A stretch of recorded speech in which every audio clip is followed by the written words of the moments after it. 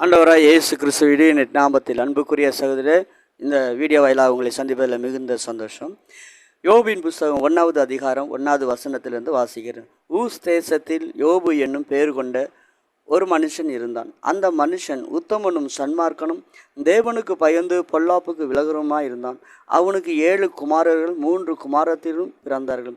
அவனுக்கு 7000 ஆடுகளும் 3000 ஒட்டகங்களும் 500 ஏர் மாடுகளும் 500 கழுதைகளும் மிருகஜீவன்களும் இருந்தது மன்றி திரளான பணிவிடைக்காரரும் இருந்தார்கள். அதனால் அந்த மனுஷன் கிழக்கத்து புத்திர எல்லோரிலும் பெரியவனாய் இருந்தான். அவன் குமாரர் அவனவன் தன் நாளிலே தன் வீட்டிலே விருந்து செய்து தங்கள் 3 சகோதரிகளும் தங்கள் போஜனோடு பண்ண அழைப்பார்கள். ஆம், அன்புக்குரிய சகோதர சகோதரிகளே, இந்த யோபு பக்தன் தேவனை உண்மையாக எல்லா காரியத்திலும் தன்னை பாதுகாத்து கொண்டவனாக இருந்த இந்த யோபின் பக்தன் அவனுடைய வாழ்க்கையில் நல்ல ஆசீர்வாதங்கள், நல்ல செல்வாக்குகள், அந்த நாட்களில் தேவனை விடாபடியாக உண்மையாகவே பின்பற்றி வந்திருக்கிறான். அப்படி பின்பற்றி வந்தபடினால பிசாசானவன் அவனை சுற்றி எப்படியாகிலும் அவனுக்கு ஏதாவது கண்ணியை வருவிக்கணும் என்று ஒவ்வொரு நாளும் பிசாசு அவனை சுற்றி திரிந்து கொண்டிருக்கிறான். அப்பொழுதுதான் தேவன் அப்படி சுற்றி திரிந்து கொண்டிருந்த பிசாசை பார்த்து தேவன் கேட்டார், என் தாசனாகிய யோபின் மேல் நீ கவனம் வைத்தாயா என்று கேட்டார். அதற்கு இந்த பிசாசவன் சொல்கிறான், அவன் உள்ளவை எல்லாவற்றிலும் அவனை நீர் ஆசீர்வதிக்கவில்லையா? அவனை ஆசீர்வதித்ததினால் எந்த மனிதன் உம்மை பகைப்பான், உம்மை பழிச்சு பேசுவான் என்று பிசாசானவன் ஏவத் துவங்கினான் கடவுளை. அந்த வேளையில் தேவன் பார்த்தார், எல்லாவற்றையுமே யோபினுடைய காரியத்தை எல்லாவற்றையுமே பிசாசினிடத்தில் ஒப்பு கொடுத்தார். அப்படி ஒப்பு கொடுத்த நாளிலே எல்லாவற்றையும் ஒப்பு கொடுத்த வேளையில் அவன் சோதிக்கலானான். அவனுடைய பொருள், அவனுடைய பிள்ளைகள் எல்லாவற்றையும் சோதிக்கலானான். ஆனாலும் அவனுக்கு பிள்ளைகள் இறந்து போயிடுச்சு, சொத்து சுகம் எல்லாம் தன்னை விட்டு போய்விட்டது. ஆனாலும் கடவுளை விட்டு சற்றேனும் குறை சொல்லவோ அல்லது குறை கூறவோ ஒன்றுமில்லை. அப்படி இருந்த வேளையில் தேவன் மறுபடியும் அவனிடத்தில் பிசாசினிடத்தில் சவால் விடுகிறார்.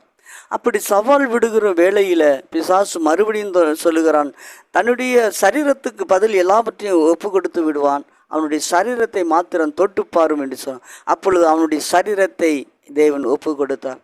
அந்த சரீரத்தை ஒப்பு கொடுத்த வேளையில் அவனுடைய சரீரம் முழுவதும் புண்ணாகி ஓட்டை எடுத்து சுரண்டி கொண்டு இருந்து அவ்வளவு வேதனைகள். அந்த வேதனைகளில் மத்தியிலும் மனைவி வந்து சொல்லுகிறார், இன்னும் நீ உத்தமத்தில் நிலைத்திருக்கிறாயா? மனைவியின் மூலியமாக பிசாசு வந்து பேசுகிறான், நீ இன்னும் உத்தமத்தில் நிலைத்திருக்கிறாயா? இந்த தேவனை தூசித்து ஜீவனை விடு என்று சொல்லுகிறான். இதையும் அவன் இந்த இடத்திலையும் அவன் தேவனை தூசிக்கவில்லை. அடுத்து இன்னும் அவனுக்கு உயிருக்கு உயிராக சிநேகிக்கிற சிநேகிதர்கள் உண்டு. அந்த சிநேகிதர்களும் இவனிடத்தில் வந்து அவன் சொல்லுகிறார், உன்னுடைய பாவங்களுக்காகவும் நீ அந்தரங்கத்தில் செய்த பாவங்களுக்காகவும் நீ தேவனிடத்தில் செய்த துரோகங்களுக்காகவும் தான் உனக்கு இந்த கஷ்டங்கள் வந்தது, இந்த வேதனைகள் வந்தது என்று சொல்லுகிறான். ஆம், இதை குறித்து கேட்டுக்கொண்டிருக்கிற அருமையான சகோதரனே சகோதரியே, ஆகையினால தான் நாம் ஆனால் இங்கே வந்த பிரச்சனைகளும் சோதனைகளும் வேறு விதம். அவனுக்கு வந்தது வேறு விதத்தில் வந்தது. ஆனால் வேறு விதத்தில் வந்த அந்த பிரச்சனைகள் எங்கே இருந்து வந்தது, எதற்காக வந்தது என்று யாருக்கும் தெரியாது. இது தேவனுக்கு மாத்திரமும் தேவனுக்கும் பிசாசுக்கும் மட்டுமே தெரியுமே தவிர மனிதர்கள் யாருக்கும் தெரியாது.